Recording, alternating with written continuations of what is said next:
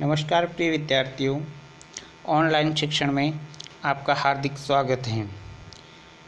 कक्षा 8 विषय विज्ञान, अध्याय 10 किशोर अवस्था की ओर। इसी अध्याय के पिछले वीडियो में हमने समझा था कि किशोरावस्था के क्या लक्षण होते हैं। बालक और बालिका में अलग अलग प्रकार के लक्षण होते हैं जो विभिन्न अवस्थाओं में अलग अलग प्रकार से दिखते हैं। आज का हमारा शिक्षण बिंदु है संतति का लिंग निर्धारण किस प्रकार होता है। पहेली अपनी माँ से कहते हैं कि मैंने अपनी माँ और चाची की बातें करते सुनना है कि मेरी चचेरी बहन का होने वाला बच्चा लड़का होगा या लड़की। मुझे यह जानने की उत्सुकता है कि इस बात का निर्धारण कैसे होता है कि निषेचित अंडाणु लड़के में या लड़की में विकसित होगा। लड़का अथवा लड़की। निषेचित अंडाणु अथवा युग्मनज में जन्म लेने वाले शिशु के लिंग निर्धारण का संदेश होता है। यह संदेश निषेचित अंडाणु में धागे सी संरचना अर्थात गुणसूत्रों में निहित होता है। अध्याय 8 का स्मरण कीजिए कि गुणसूत्र प्रत्येक कोशिका में केंद्रक में उपस्थित होते हैं। सभी मनुष्यों में कोशिकाओं के केंद्रक में 23 जोड़े गुणसूत्र पाए जाते हैं।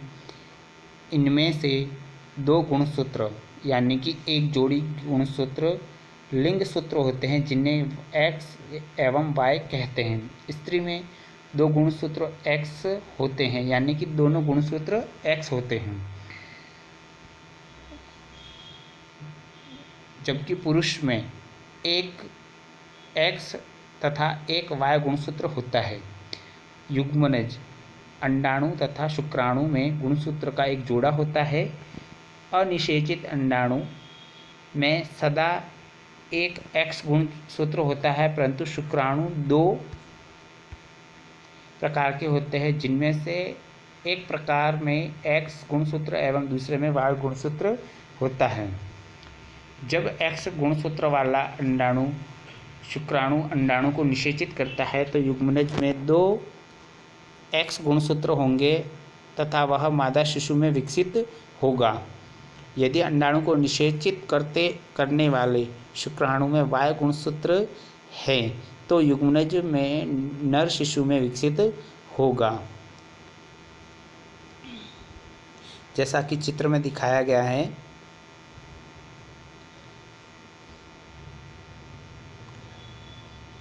शुक्राणु X तथा Y, ये X तथा यह Y, ठीक है।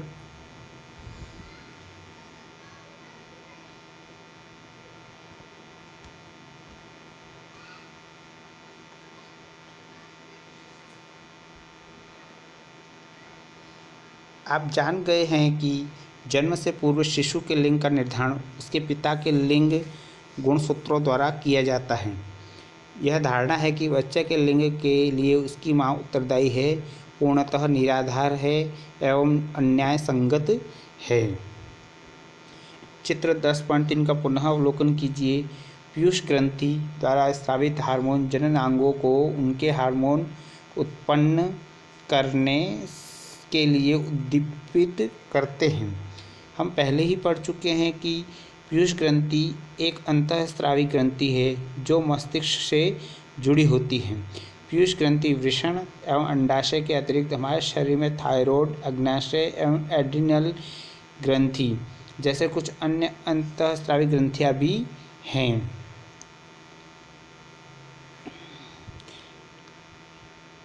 सर्वप्रथम पीयूष ग्रंथि, थायराइड ग्रंथि, एड्रिनल ग्रंथि, अग्नाशय ग्रंथि। स्त्रियों में अंडाशय की स्थिति और पुरुष में वृषण। बूझो और पहेली को याद है कि एक बार जब वह अपनी डॉक्टर बुआ के यहाँ गए थे तब उन्होंने वहाँ काका नाम के एक लड़के को देखा था जिसका गला बहुत फूला हुआ एवं उभरा हुआ था। उनकी बुआ ने बताया कि काका गॉइटर नामक व्याधि से ग्रस्त हैं जो थायराइड ग्रंथि का रोग है। काका की थायराइड ग्रंथि थायरॉक्सिन हार्मोन का उत्पादन नहीं कर रही थी उनकी बुआ ने यह भी बताया कि उनके फूफा जी मधुमेह से पीड़ित हैं, क्योंकि उनका अग्नाशय इंसुलिन हार्मोन का उत्पादन पर्याप्त मात्रा में नहीं कर रहा है। बूझो एवं पहली ने उनके दवाखाने में टंगे चार्ट में दर्शाए गए एड्रिनल ग्रंथि के विषय में पूछा। उनकी डॉक्टर बुआ ने बताया कि एड्रिनल ग्रंथि ऐसे हार्मोन स्रावित करता है। एड्रिनेलिन नामक हार्मोन का स्रावण भी करती है। एड्रिनेलिन हार्मोन क्रोध, चिंता एवं उत्तेजना की अवस्था में तनाव के संयोजन का कार्य करता है। अर्थात जब भी हमें क्रोध आता है या हम चिंता में होते हैं या उत्तेजित अवस्था में होते हैं, तब एड्रिनेलिन नामक हार्मोन हमारे उस तनाव को नियंत्रित करता है। थायराइड एवं एड्रिनल ग्रंथि पीयूष ग्रंथि द्वारा स्रावित हार्मोन के माध्यम से आदेश के अनुसार ही अपने हार्मोन का स्रवण करती हैं। पीयूष ग्रंथि हार्मोन भी स्रावित करती है, जो व्यक्ति की सामान्य वृद्धि के लिए आवश्यक है।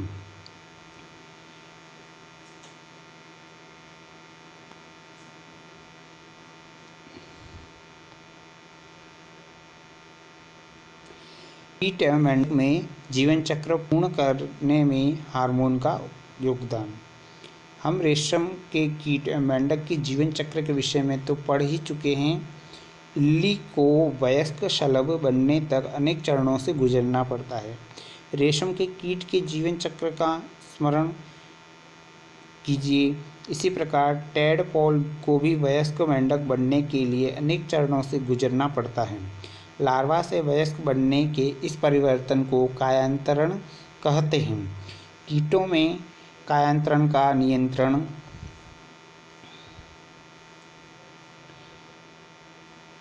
कीट हार्मोन द्वारा होता है। मेंढक में थायराइड द्वारा स्रावित हार्मोन थायरोक्सिन इसका नियमन करता है। थायरोक्सिन के उत्पादन के लिए जल में आयोडीन की उपस्थिति आवश्यक है।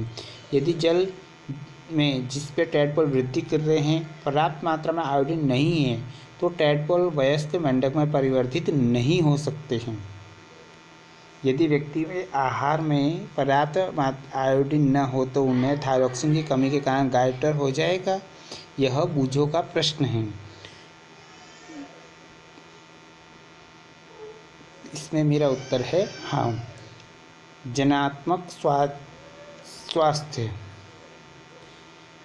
व्यक्ति का कायिक एवं मानसिक विसंगति युक्त होना उस व्यक्ति का स्वास्थ्य कहलाता है। किसी भी व्यक्ति की आयु के शरीर को स्वस्थ रखने के लिए उससे संतुलित आहार की आवश्यकता होती है।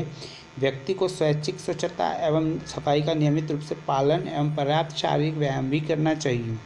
किशोर अवस्था में जब शरीर वृद्धि करता है तो उपरोक्त बातें और भी अधिक आवश्यक हो जाती हैं।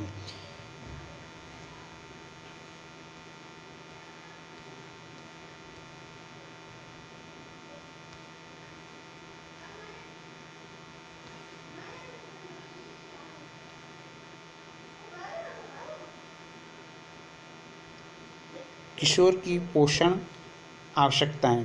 किशोर अवस्था तीव्र वृद्धि एवं विकास की अवस्था है, अतः किसी भी किशोर को आहार नियोजन अत्यंत सावधानीपूर्वक करना चाहिए। संतुलित आहार क्या है?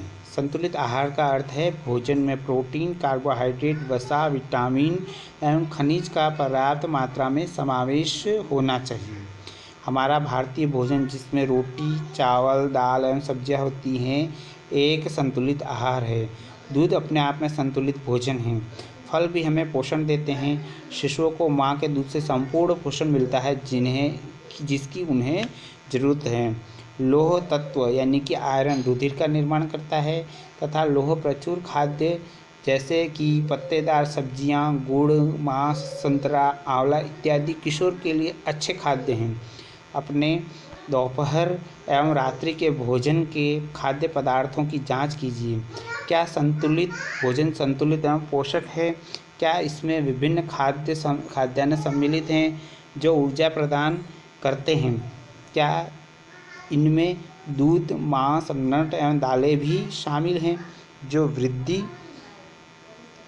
हेतु प्रोटीन प्रदान करते हैं? क्या इसमें वसा, शक्कर भी शामिल है जो ऊर्जा प्रदान करते हैं? फल एवं सब्जियों का क्या स्थान है जो रक्षी भोजन है?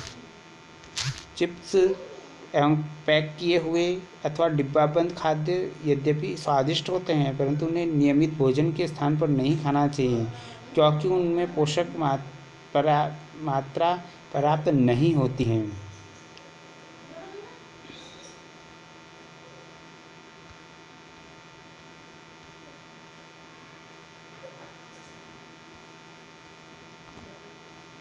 धन्यवाद। आज के लिए हम यहीं रुकेंगे। शेष अध्याय का शेष भाग हम अगले वीडियो में समझेंगे। धन्यवाद।